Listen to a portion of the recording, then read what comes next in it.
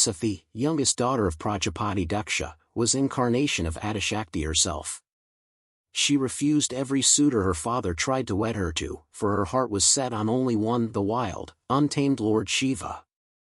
Daksha was outraged when Sati uttered the name of the one she wished to marry, the same Mahadeva who had once beheaded Daksha's own father, Brahma. Shiva, who had deemed Brahma unworthy of worship. But Sati had been chanting Shiva's name since childhood, performing intense tapasya to win over the destroyer. Such was the fiery force of her love that it melted the very ice of Kailash. Helpless against such devotion, Shiva agreed to take Sati's hand. Daksha fumed impotently, arguing that his cultured daughter could not marry a man who wandered in animal hides, smoked hemp, and smeared ashes. But Lord Brahma intervened. Sati was born for Shiva, and none could keep them apart. Their marriage was solemnized, the holy fire bearing witness. But as Sati circled the flames with her wild groom, something died inside Daksha that day. A bitter seed sprouted, waiting to poison their lives ahead. In conjugal bliss, Sati remained unaware of Daksha's growing contempt for her choice. It came to pass that the Prajapati hosted a magnificent yajna at Kankala, inviting all gods and sages. Revelry, oblations and accolades awaited all but two, Sati and her husband Shiva. As days passed without an invitation, Sati's joy turned to confusion, then dread. On the day of the great ceremony, her eyes brimmed seeing gods travel to Kankala, while she remained an outcast. "Why does my father scorn me so?" she wept. But Shiva, destroyer of Tripura, understood Daksha's hatred for him had singed their bond. Warning her of danger, the god tried to dissuade Sati from going, but in vain.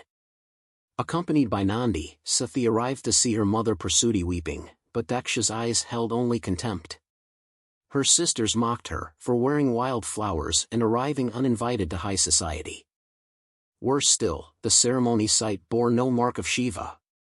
No seat, no mantras, no oblations for the Lord of Kailash. The yajna had boycotted Mahadeva utterly, and even Brahma, Vishnu seemed acquiescent to this insult. "Father, how can you exclude my lord?" Sati protested. But Daksha laughed cruelly, calling Shiva an inferior being, a pariah unfit for his event. His hatred of Shiva had killed his love for his own blood. "You condemn your daughter today?" Sati cried, realizing she had become an outcast by marrying Shiva.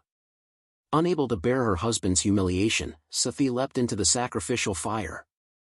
"I offer myself so I may reunite with Shiva," she roared as the flames engulfed her flesh. "For I cannot live as the daughter of one who reviles my lord." As Sati perished, terrible omens filled the skies. Shiva's fury shook Kailash and he plucked out a lock of hair, birthing the fearsome Virbhadra.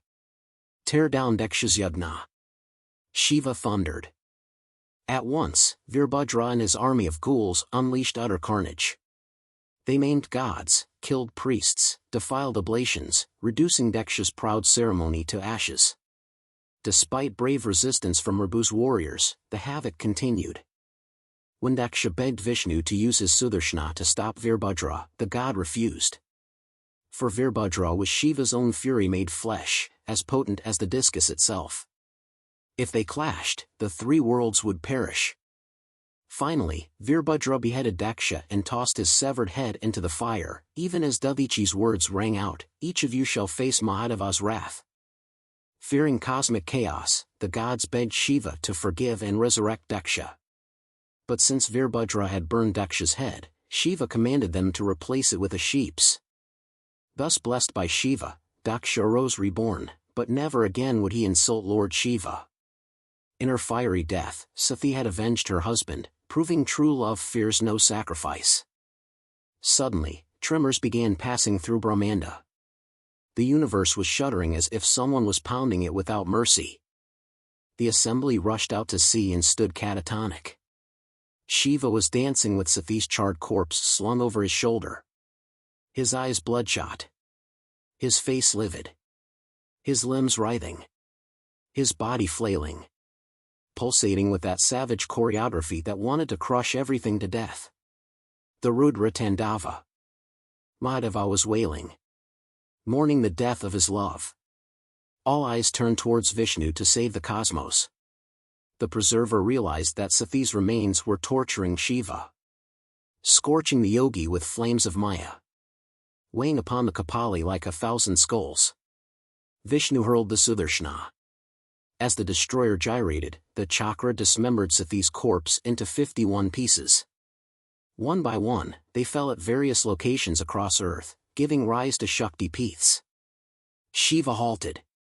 He walked away. He was alone again.